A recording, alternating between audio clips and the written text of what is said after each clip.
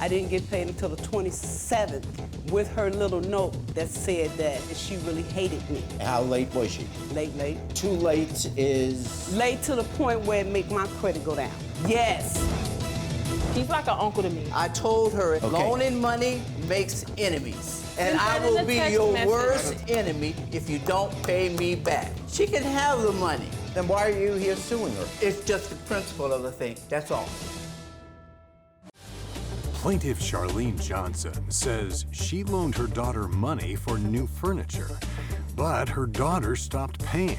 And now Charlene is suing her for $2,045. Defendant Sharmeen admits her mom loaned her the money, but says her mom changed the terms of the loan agreement after she'd already started paying. So she owes her mother nothing. Yes.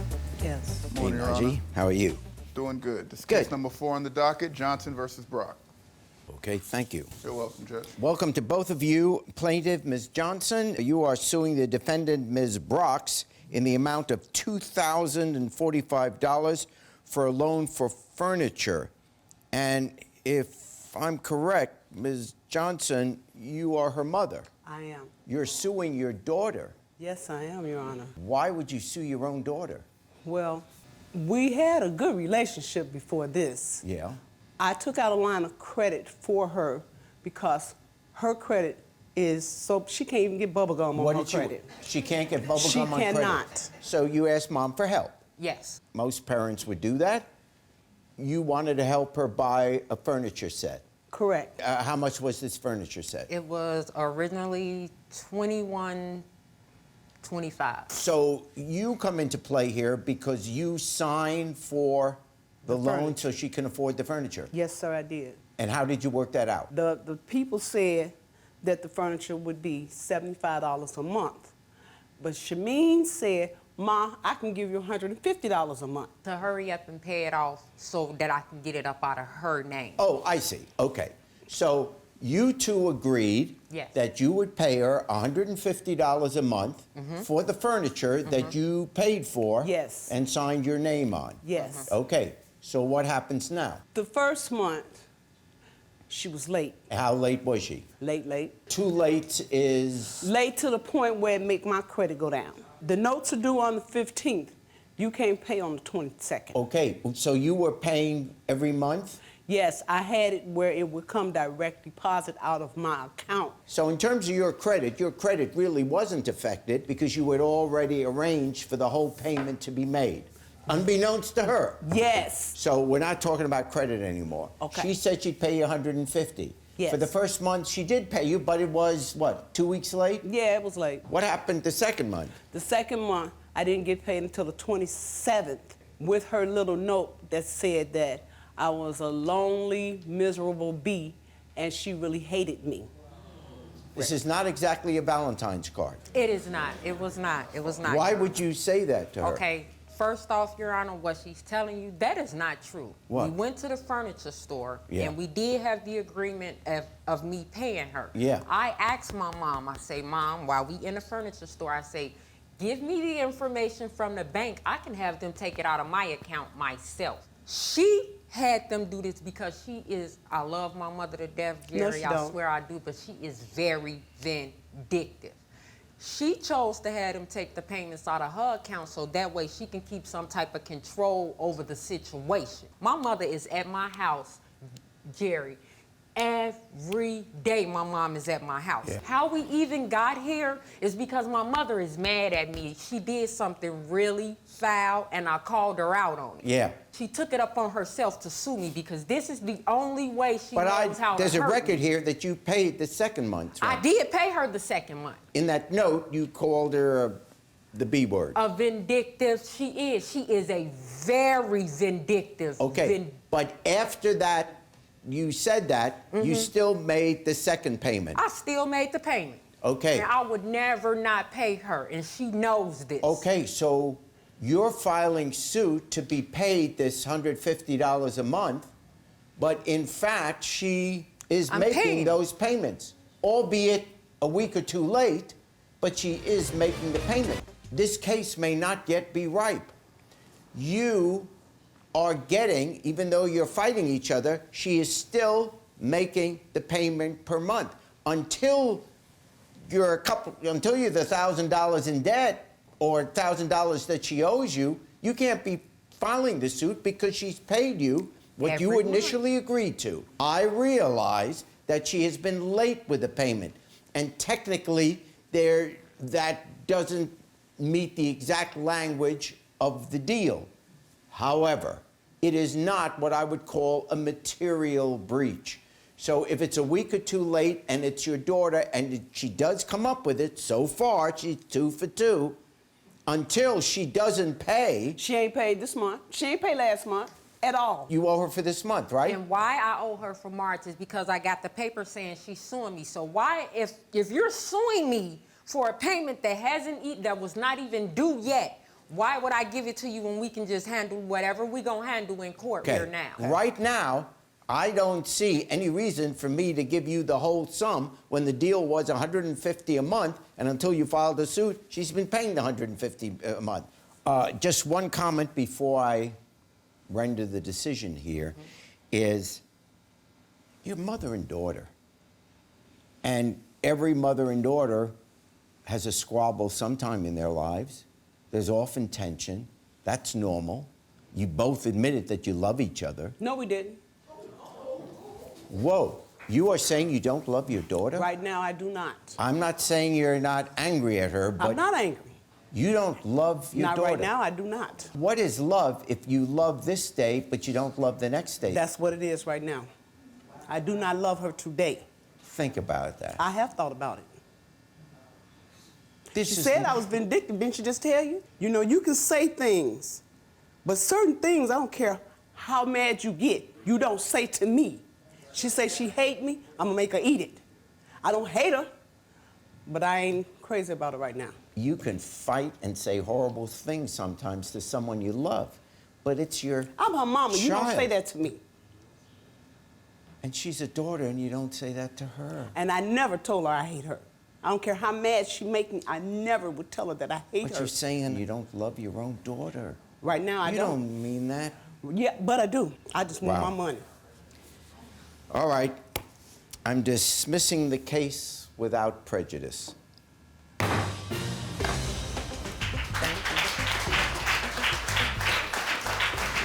All I want is my money. And if I have to get it this way, then so be it. I love my mother, but I can love her from afar. She can say what she wants to say.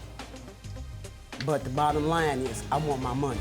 I spend my money on people that aren't worthy of it. And I will not do this again. Why am I trying to hurt you? You know why. Why? What you got I want? You got nothing. You've never had anything that I want. What you got? My money.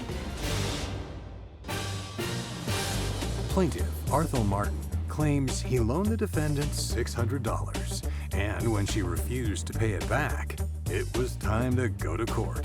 He's suing for $600. Defendant Marsha Jones says she didn't have to repay the money because it was a gift, not a loan. The testimony you're about to give is the truth, the whole truth, and nothing but the truth. I do. Afternoon, Judge. Afternoon, Najee. Case 66 on the docket, Martin versus Jones.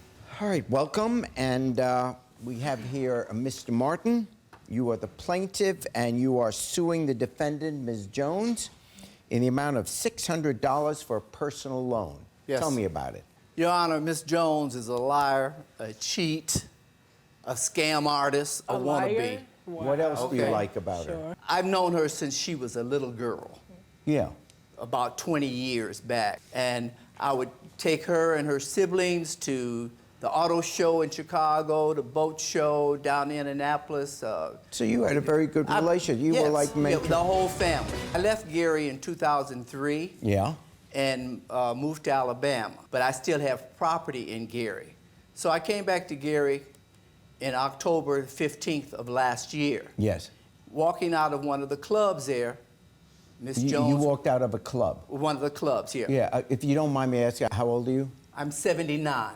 Oh, you look very good. And she said, AB. Everybody calls me AB. My name is Arthel Burnett. And I go, yes, hello. And she said, Marsha. I did not recognize her. Well, because how long had it been since you'd seen her? About 15 years. Oh, wow. And she said, Marsha, and we hugged, Okay. and we stood there and had a little conversation for a little bit, and we exchanged phone numbers. This was the 15th of October. On the 15th of November, I called her. Hey, how you doing? And asked her, how she was doing and everything. And she said she was graduating from nursing school. Wonderful, congratulations. Graduated from nursing school. She said, I got to take some nursing tests. The test cost $1,600. She says, I have $1,000, and I'm trying to get another $600 because it has to be paid by Saturday. Okay. And if it's not paid by Saturday, I have to wait another year. The state nursing exam? Yeah, okay, that's She all said, legit. Can you loan me the $600? That's not even what happened. So when he seen me October 15th, that was a whole year. This is a whole nother year. November, I did not call him. I was going through my phone or whatever, and I seen AB, which he's like an uncle to me. Like, he's been in my family like since I was a little girl. Helped my mom out, help out with us, like help pay bills and stuff with us when we were little. You get what I'm saying? So he texted me or whatever, and who called whom? So we never talked on the phone. So as it goes on, he's like, how's life? So if this is someone who's like an uncle to me, I'm like, okay, well, let me, this is the current situation. This is how life is for me right now. Okay. So I told him. So he was like, oh, so if I send you the $600, you'll be okay. Do we have copies of any of these? Oh, so here's a text message where it shows about the $600 because it was supposed to be a gift. So that's when he kept on harassing. When you guys were texting each other, that's when you brought up that you could use $600 for the thing. And he was like, I'm going to go to Walmart right now. What's your information? So when he sent it to me, I went to Walmart, picked it up, and I sent him a message, and I was like, thank you. Thank you for helping me out, blah, blah, blah. He was like, okay, you're fine now? I'm like, yeah, I'm fine now. Okay, these messages have to do with him wanting to be paid back. Right. Where's the message where he said he's giving you $600? I didn't print that one out. So he's saying in his complaint, he says, in November 2018, we were catching up on the phone. Marsha told me that she needed $600 to take an exam. Right. That's about the time, in order to graduate from nursing school. All good. She asked me for a loan. That's what's disputed. Right, but you said you needed $600. Right. How'd you send the $600? Through Walmart Instagram. Walmart MoneyGram. MoneyGram, whatever. That's what I have the receipt right here. Yeah, you can't send them money in an Instagram. Well, here's the receipt right here from Walmart. Yeah. You are 79. Definitely. What is it? Okay, a MoneyGram. Yeah. But when I sent that $600, I told her as we talked on the phone and back and forth. We never talked on the phone. We talked on the phone. Texting. I said, you never called me. I said, Marsha, loaning money makes enemies. So he sent and that I will in a be text your message. worst enemy if you don't pay me back. So he sent that in a text message.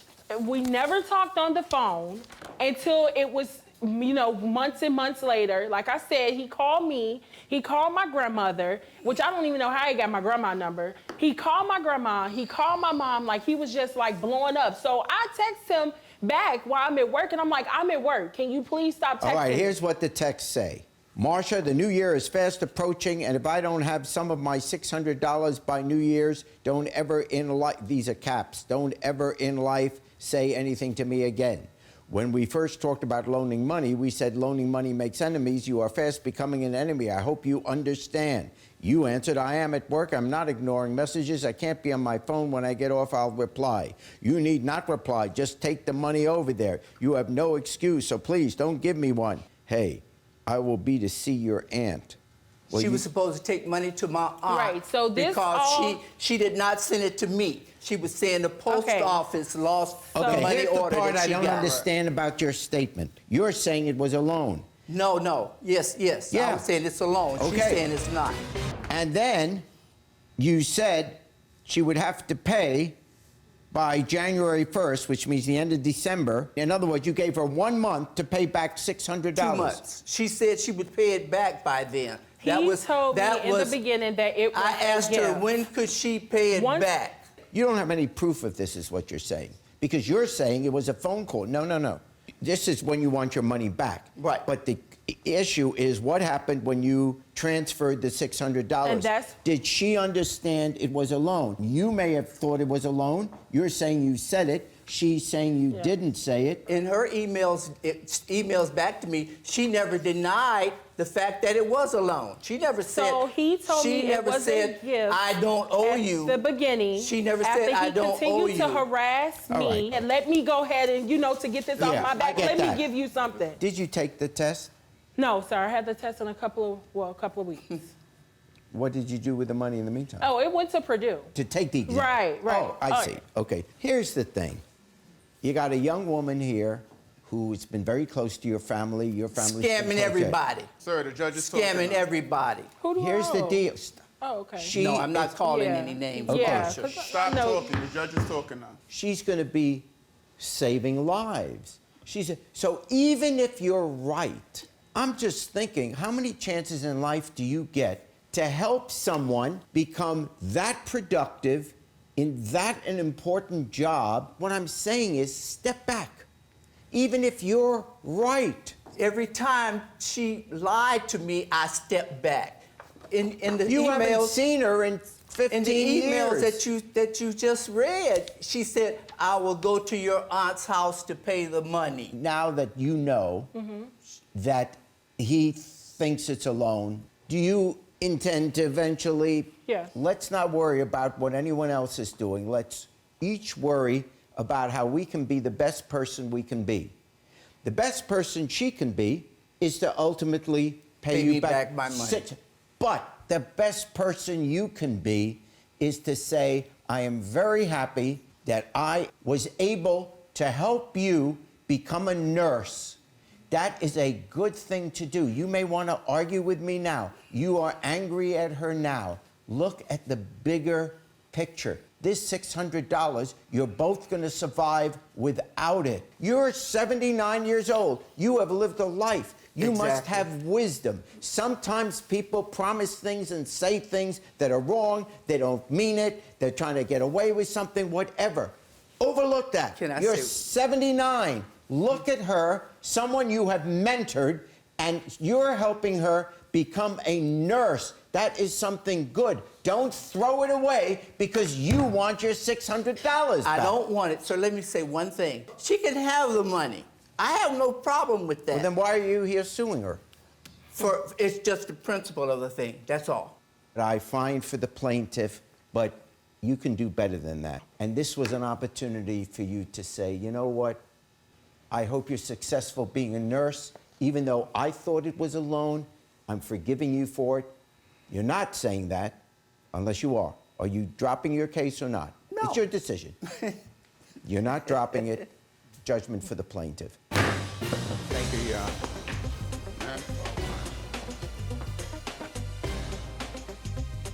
I still know her family, her mother, her sister, her brother. I talk to them. I will see them next week. Now, whether I see her or not, because I'll be in Gary, whether I see her or not, it doesn't matter, since she doesn't want to amend, but she know this was a loan. No, it was To a start gift. with, But no. at the end of the day, Ain't period. never a gift. Where's your messages? You couldn't show nothing. So at the end of the day, I'm not going to keep arguing about it. You won your $600, so have a good day. I'm out. Thanks for watching. Now please approach the bench. The way I look at it, you have two options here. Option A, watch more Judge Jerry. Option B, watch more Jerry Springer. The choice is yours. Now get out of my courtroom. You have more clips to watch. And don't forget to subscribe.